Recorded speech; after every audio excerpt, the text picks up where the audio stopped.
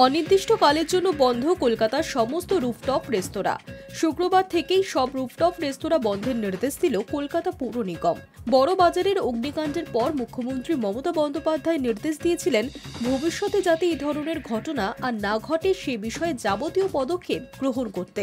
এরপরই কলকাতা পুলিশ, দমকল বিভাগ এবং পুর নিগমকে আলোচনা করার নির্দেশ দেন তিনি। সেই মতো শুক্রবার বৈঠকে বসে পুলিশ, দমকল ও পুর নিগম। আর এই আলোচনার পরে শুক্রবার মেয়র ফিরহাদ হাকিম জানিয়ে দেন, পরবর্তী নির্দেশ না পাওয়া পর্যন্ত শহরের যাবতীয় রুফটপ রেস্তোরাঁ বন্ধ রাখতে হবে। মেয়র ফিরহাদ হাকিম জানিয়েছেন, সিঁড়ির মতো ছাদও কারোর একার নয়, বিক্রি করা যাবে না। বৈঠকের পরেই এই নিয়ে নির্দেশিকা জারি করে পুর নিগম। মেয়র বলেন, পুলিশ কমিশনার মনোজ বার্মাকে অনুরোধ করেছি যাতে তিনি সমস্ত রুফটপ রেস্তোরাঁর নামের তালিকা আমাদের কাছে দেন। আমরা সেই রেস্তোরাঁগুলিকে নোটিশ পাঠিয়ে দেব। রুফটপ আর কোনো রেস্টুরেন্ট থাকবে না। ছাদ মানে কমন এরিয়া, ছাদে কেউ বিক্রিও করতে পারবে না। ছাদ কমন এরিয়া হিসেবেই গণ্য হবে, প্ল্যানের মধ্যেও গণ্য হবে কমন এলাকা হিসেবে। সার্বিক একটা আগে একবার মুখ্যমন্ত্রী আমাদের বলেছিলেন এটা পুরোটা অডিট করতে, সেই সময় অডিট করা হয়েছিল।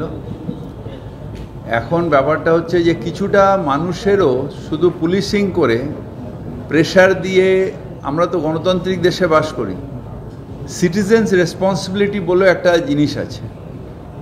আমি আমার ব্যবসার জন্য যা ইচ্ছে করব আর আমার সমাজের প্রতি কোনো রেসপন্সিবিলিটি থাকবে না, এটা তো হতে পারে না।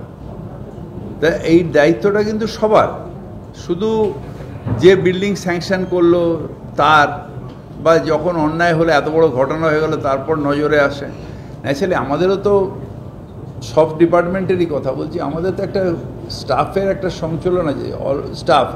আমরা তো প্রত্যেক মানুষের পেছনে একজন করে পুলিশ বা একজন করে কর্পোরেশনের লোক দিতে পারবো না, আমাদেরও তো একটা লিমিটেশন আছে।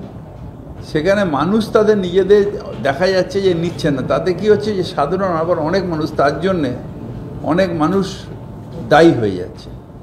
আমরা আজকেই একটা নোটিফিকেশন বার করে দিয়েছি যে ছাদ মানে কমন এরিয়া, ছাদে কেউ বিক্রিও করতে পারবে না।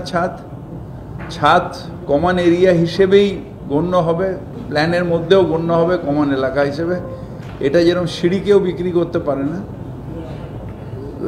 নিচের ওপেন স্পেস কেউ বিক্রি করতে পারে না, সেরকম ছাদও কেউ কোনোদিন বিক্রি করতে পারবে না, এনক্রোচ করতে পারবে না। তিনি আরও জানিয়েছেন, বড়বাজারে অগ্নিকাণ্ডের ঘটনা থেকে শিক্ষা নিয়েই এই সিদ্ধান্ত নেওয়া হয়েছে। মঙ্গলবার রাতে বড়বাজারের মেছুয়ার ফলপট্টির একটি হোটেলে অগ্নিকাণ্ডের ঘটনা ঘটে। সেই ঘটনায় 14 জনের মৃত্যু হয়। দীঘা থেকে ফিরে মুখ্যমন্ত্রী মমতা বন্দ্যোপাধ্যায় দুর্ঘটনাস্থলে গিয়ে হোটেলে দাহ্য পদার্থ মজুদ থাকা নিয়েও অসন্তোষ প্রকাশ করেছিলেন। এমন ঘটনা যাতে আর না ঘটে তার জন্য যাবতীয় পদক্ষেপ নিতে নির্দেশ দেন। এরপরে শুক্রবার পুর নিগমের তরফে রুফটপ রেস্তোরাঁ বন্ধের নির্দেশ দেওয়া হলো। Hi news network.